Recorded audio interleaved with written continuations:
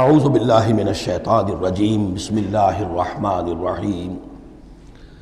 لقد نصرکم اللہ فی مواطن کثیرۃ ویوم حنین، اور اے مسلمانوں تمہاری اللہ نے مدد کی بہت سے مواقع پر، اور خاص طور پر یوم حنین۔ اب ظاہر بات ہے کہ یہ حصہ وہ ہے جو نازل ہو رہا ہے، جو کہ ہم کون سے رکوع میں پہنچ گئے؟ چوتھے رکوع میں پہنچ گئے، تو چوتھا اور پانچواں پھر وہ ہے جو ذی قعدہ سن 9 میں نازل ہو رہا ہے۔ تیسرا رکوع جہاں ختم ہوا وہ 2 رکوع ختم ہو گئے کہ جو قریش پر حملے کے ضمن میں اور مکے کی طرف اقدام کے ضمن میں جو رد و قدع ہو رہی تھی، اور وہ فتح مکہ سے پہلے نازل ہوئے سن 8 ہجری میں، رمضان سے قبل۔ اب یہ پھر وہی سلسلہ جڑ گیا جو 6 آیتیں ہم پہلے پڑھ آئے ہیں، ذی قعدہ سن 9 ہجری میں جو نازل ہوئی اسی کے ساتھ۔ اب ظاہر بات ہے کہ اس وقت جو ہے غزوہ حنین بھی ہو چکا تھا۔ لقد نصرکم اللہ فی مواطن کثیرۃ، اللہ نے تمہاری مدد کی ہے مسلمانوں بہت سے مواقع پر، ویوم حنین، حنین کے دن بھی کی، اذ اعجبتکم کثرتکم، جب کہ تمہیں اپنی کثرت پر ناز ہو گیا تھا۔ اب یہ بھی یہ نہ سمجھیے کہ سب مسلمانوں کو ہو گیا تھا۔ حضور جب فتح مکہ کے وقت آئے ہیں مکے میں تو 10,000 مسلمان آپ کے ساتھ تھے۔ پھر اس کے بعد آپ نے جب طائف پر حملے کا فیصلہ کیا اور اس کے بعد آپ میدان میں نکلے اور حنین کی جنگ ہوئی ہے تو 12,000 کا لشکر آپ کے ساتھ تھا۔ 10,000 وہ تھے اور 2,000 یا تو وہ لوگ تھے جو فتح مکہ کے بعد ایمان لائے،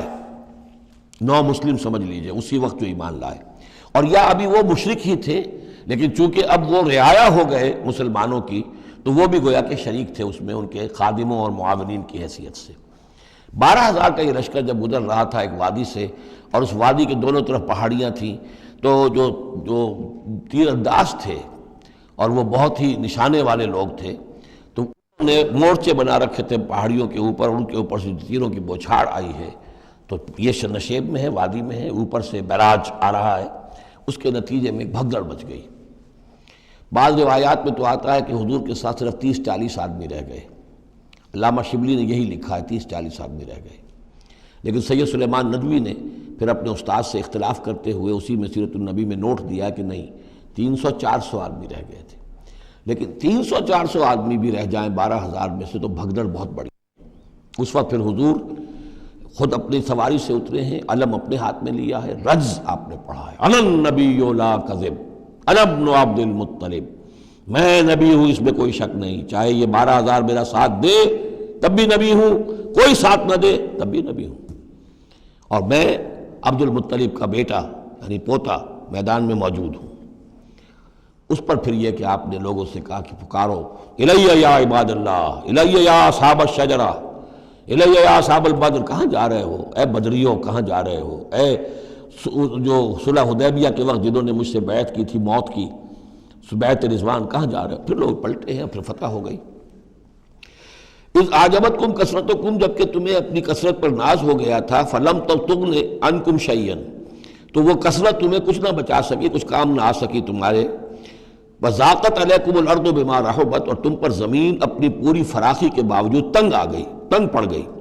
تنگ ہو گئی، ثم ولیتم مدبرین، اور پھر تم پیچھے پیٹھ موڑ کر بھاگے، ثم انزل اللہ سکینتہ علی رسولہ، پھر اللہ نے نازل فرمایا اپنی طرف سے سکون اور تسکین اپنے رسول پر، وعلی المومنین، اور اہل ایمان پر، وانزل جنودا لم تروها، اور اس وقت بھی اللہ نے ایسے لشکر بھی اتارے جنہیں تم نے نہیں دیکھا، وعذب الذین کفروا، اور عذاب دیا کافروں کو، وذالک جزاء الکافرین، اور یقیناً یہ کافروں کا بدلہ یہی ہے۔ ثم یتوب اللہ من بعد ذلک علی من یشاء، پھر اس کے بعد بھی اللہ تعالیٰ توبہ نصیب فرما دے گا اپنے بندوں میں سے جس کو چاہے گا، اللہ غفور اور رحیم ہے۔ یا ایھا الذین آمنوا انما المشرکون نجس فلا یقربوا المسجد الحرام بعد عامہم ھذا، اہل ایمان یہ مشرک ناپاک ہیں، پلید ہیں، تو اب یہ اس سال کے بعد مسجد حرام کے قریب نہ پھٹکنے پائیں۔ سن 9 کا حج جو ہے کھلا تھا مشرکین کے لیے بھی اور اہل ایمان بھی گئے، حضرت ابوبکر کی زیر امارت قافلہ حج مدینے سے گیا، حضور نہیں گئے، اسی میں اعلان یہ بھی کر دیا گیا اب آئندہ سال سے کوئی مشرک قریب نہیں آ سکے گا، نہ بیت اللہ کے، بیت الحرام کے، نہ حج کے لیے آ سکے گا۔ لا یقربوا المسجد الحرام بعد عامہم ھذا، اس سال کے بعد اب وہ قریب نہ پھٹکے مسجد حرام کے۔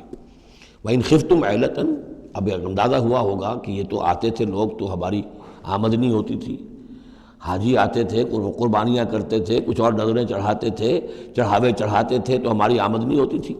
وَإِنْ خِفْتُمْ عَيْلَةً، اگر تمہیں فقر کا اندیشہ ہو فَسَوْفَ يُغْنِيكُمُ اللَّهُ مِنْ فَضْلِهِ، تو ان قریب اللہ تعالیٰ تمہیں غنی کر دے گا اپنے فضل سے انشاء، اگر وہ چاہے گا۔ ان اللہ علیم الحکیم، یعنی اتنی آئیں گی غنیمتیں تمہارے پاس کہ تم سے سنبھالی نہیں جائیں گی۔ حضور کے انتقال کے بعد چند سال کے اندر اندر سلطنت فارس اور سلطنت روما اور وہاں سے جو سیلاب آیا ہے مال غنیمت کا، تو حضور نے تو یہی فرمایا تھا کہ اے مسلمانوں، اس دنیا سے جاتے ہوئے آپ نے فرمایا تھا کہ مجھے تم پر فقر کا اندیشہ نہیں ہے، مجھے تو اندیشہ اب یہ ہے کہ تم پر دولت کے انبار آ جائیں گے تمہارے قدموں میں، اور پھر تم اس دولت کی وجہ سے ایک دوسرے کی گردنیں مارو گے۔ صدق اللہ العظیم۔